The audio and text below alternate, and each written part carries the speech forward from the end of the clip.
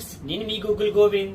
మనం already exit polls మనం చూడడం జరిగింది. ఈ రోజు ఎగ్జాక్ట్ పోల్స్ చూస్తున్నాం. ఈరోజు మన రాష్ట్ర చరిత్రలోనే కాదు, దేశ చరిత్రలో కూడా ఒక అరుదైన రికార్డ్ చేయడం జరిగింది. టీడీపీ అసలు ఎప్పుడు కనీ విని ఎరగని రీతిలో, మనం ఇప్పుడు చూడని రీతిలో ఒక ప్రభంజనాన్ని బీజేపీ, జనసేన, టీడీపీ కూటమిగా ఏర్పడి 164 సీట్లకి ఖాయం చేసుకోవడం జరిగింది. ఎంపీ సీట్స్ వచ్చేసరికి కూటమిగా 21 సీట్లు, సపరేట్గా టీడీపీకి వచ్చేసరికి 16 సీట్లు, జనసేనకి 2 సీట్లు, బీజేపీకి 3 సీట్లుగా ఖాయం అవడం జరిగింది. నెక్స్ట్, మన చంద్రబాబు నాయుడు గారు లాంటి వ్యక్తి మన ఆంధ్రాలో ఉండడం నిజంగా మనందరికీ ఎంతో అదృష్టం.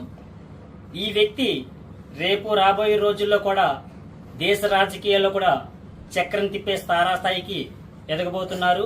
ఆల్రెడీ ఎన్డీఏ కూటమిలో కన్వీనర్ గా రావడం అనేది జరిగింది.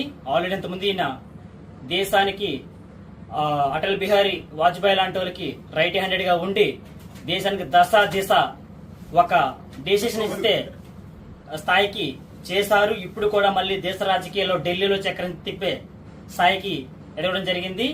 ఇంకా తెలంగాణకు వచ్చేసరికి 17 ఎంపీ స్థానాల్లో 8 స్థానాలు కాంగ్రెస్ కి, 8 స్థానాలు బీజేపీకి, ఒక ఎంఐఎంకి రావడం జరిగింది.